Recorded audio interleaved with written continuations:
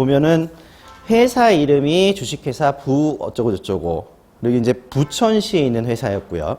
원래는 개인 사업자였습니다. 개인 사업자로 공장을 하고 계셨던 분이고, 이런 분인데 이제 요거를 회사로 넘기겠다. 넘기면서 회사로 바꾸고, 그 과정에서 부동산 같은 현물 자산을 출자를 해서 그거를 소유권 이전까지 넘기겠다라고 얘기를 하신 케이스예요.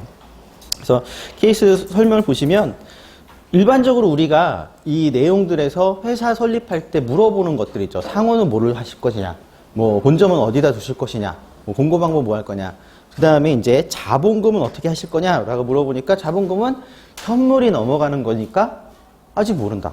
얼마가 될지. 이런 얘기가 나오죠. 그리고 일주금액 어떻게 하실 거냐? 그 다음에 이제 사업 목적은 뭘로 하실 거냐? 그 다음에 임원은 어떻게 하실 거냐? 이렇게 물어본 케이스입니다. 그래서 이 내용을 이제 일반적인 상담 카드를 만들다 보면 이슈들이 좀 빠져나오죠. 거기 보면 맨 밑에 보시면 일단 첫 번째가 그냥 현금을 넣은 게 아니고 개인 사업자로 제조업을 운영하는 아무개가 법인으로 바꾸겠다. 상업 등기 자체에서는 법인 전환이라는 개념이 없지요, 상법에. 이게 아마 법인 전환이라는 개념은 회계 세무적인 개념인 것 같아요. 그래서 그 경험이 있으신 분들은 법인 전환이라는 표현을 쓰실 때 사업 양수도 방식에 의한 법인 전환, 그 다음에 현물 출자에 의한 법인 전환, 이런 식으로 나누는 것 같아요. 근데 이제 우리는 현물 출자에 의한 법인 전환 를 얘기를 합니다. 그리고 두 번째는 이제 이를 위해서 개인 사업 자체를 현물 출자를 하기 때문에 현물 출자라는 이슈가 있는 것이고, 이때 현물 출자할 때 공교롭게도 자산에 사업력인 부동산이 들어가 있습니다. 이 부동산에 대해서는 결국 개인에서 회사로 넘어가는 것이기 때문에 그 소유권 이전 등기에 문제가 생기죠. 그리고 그 다음에 이제 여기에 자본금이라는 것을 결국 사업을 평가를 해서 넘겨야 되니까 금액이 얼마일 것이냐. 대략적으로 이제 되게 이럴 경우에는 회계사님이나 이런 분들이 중간에 껴 있어요. 그분들이 이제 이야기를 해주신단 말이에요. 얼마 정도 된다. 순자산 같이. 그러니까 그래서 보니까 한 20억 원 정도 나오는 것 같아요. 그렇게 얘기를 하셔서 아, 이게 10억 이상의 주식회사구나. 이 정도의 개념을 갖고 시작을 한 겁니다. 그래서 실제로 이거를 할 때는 최종본을 생각을 하지만 중간 과정까지는 일단 우리가 알고 있는 것부터 시작을 하는 거예요. 그리고서 그 다음에는 이 프로세스에서 체크할 포인트가 있으니까 그거를 어떻게 준비하실지를 사전에 미리 회계사, 간평사랑 협의해가지고 안내를 해야 되는 것이 이제 실무의 예입니다. 그래서 3페이지 보시면 현물 출자의 법인 전환의 이론 및 실무라고 되어 있습니다. 그때 우리가 체크할 포인트들을 보면 일단은 현물 출자 법인 전환의 의의 필요성. 일단 전화가 왔을 때 현물 출자 법인 전환 하고 싶어요. 그럴 때 해야 되나라는 판단을 해줘야 돼요. 그죠? 그러니까 이게 우리한테 유리한지, 법무사 입장에서 보다는 의뢰인 입장에서 유리하다면 그렇게 가자라고 이제 안내를 하고, 다른 방법이 있다면 다른 방법으로 유도를 할 수도 있겠죠. 그게 훨씬 쉬우니까. 자, 그 다음에 이렇게 하자라고 됐으면 일단 설립 구도를 정해야 됩니다. 왜? 회사니까, 주식회사니까 발기 설립, 모집 설립이라는 구도가 있죠. 그 내용들에 대해서 판단을 해주셔야 되고, 그 다음에 이 전체적인 프로세스 상에서 현물자에서 제일 걸림돌이 되는 게 검사인 선임에 관한 이야기예요. 근데 이제 실제로 우리가 그 뭐 시험 공부를 하시는 거나 뭐 이랬을 때는 거기에는 검사인 선임 재판에 관한 비송사건으로 나오죠.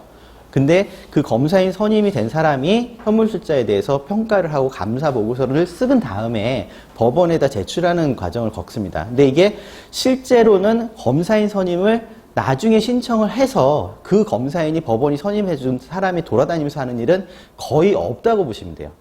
거의 없다.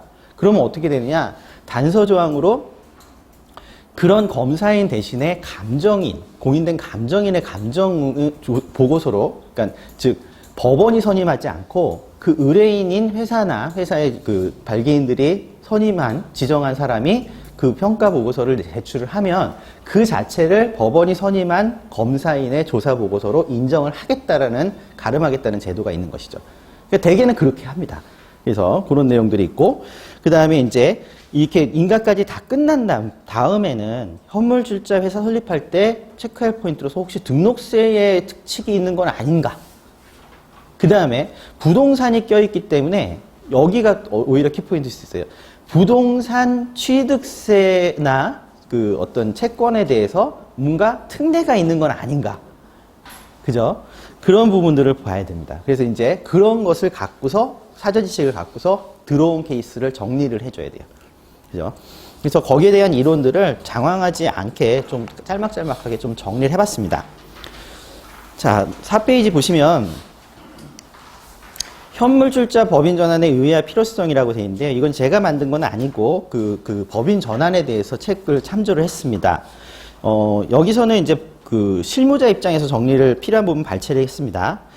일단은 개인 사업자의 법인 전환이라는 이야기를 많이 들으시죠. 근데 개인 사업자의 법인 전환이라는 얘기를 들을 때 저도 그 얘기를 듣고 처음에 낯설어갖고 세무사님한테, 친한 세무사님한테 물어봤어요.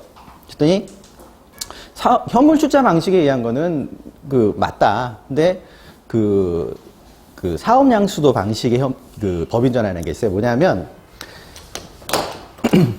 그러니까 개인 사업자가 법인 사업자로 바꾸는 방법, 이 사업의 일체성을 이루면서 넘어간다는 표현을 쓰는데, 실제로 이 부분에서 원래는 이 개인 사업자 자체가 그냥 출자를 해서 회사를 그냥 설립을 하고, 그리고 개인 사업자하고 회사가 분리가 돼 있잖아요. 그러면 그 법인 사업자가, 아니, 법인이 개인 사업자가 갖고 있는 자산 부채를 일체로 사업 양수도 형식을 통해서 가지고 오는 계약을 하면 그 자체로 법인 전환이라는 표현을 쓴다고 합니다. 그러니까 실제로 우리 입장에서 그런 방식을 쓰게 되면 설립의 입장에서는 그냥 일반 설립이죠. 그러고 난 다음에는 세무사님하고 회계사님하고 정리하면 끝이니까. 그러니까 그런 방식도 뭔가 업력을 이어받거나 뭔가 이 특례가 있는 것 같아요, 세무적으로. 그러니까 그런 식이 되는 법인 사업자 전환은 사실상 일반 설립의 예에 따라서 그냥 하시면 됩니다. 그러니까 첫 번째가 이게 전환이라고 하는데, 사업 양수도. 그러니까 세무사님이 그냥 말씀하시는 거는 그냥 일반적으로 그렇게 계약서 하나 들어가고 현금 넣고 설립한 다음에 계약서 넣고 끝난다. 기존 개인 사업자는 폐업하는 것으로 끝이다. 그러니까 별 내용이 없다. 이 얘기죠. 두 번째 방식이 이게 현물출자 방식이에요.